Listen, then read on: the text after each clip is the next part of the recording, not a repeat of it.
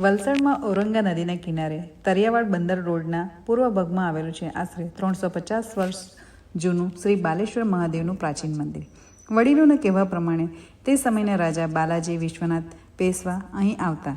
નદી પાર કરવા માટે તેઓ તરાપો પર બેસીને આવતા હતા. તરાપો એટલે વાંસ કે લાકડાને એકબીજાની સાથે બાંધીને બનાવેલો પાણીમાં તરે તેવો પાટ જેવો ઘાત. અને એ તરાપો નામ પરથી આ વિસ્તારનું નામ પડ્યું તરિયાવાડ. રાજાને આ સ્થળ ખૂબ જ ગમતું હતું. નદી કિનારેનું શાંત વાતાવરણ અને પ્રકૃતિની સુંદરતા તેમને ખૂબ જ પસંદ હતી.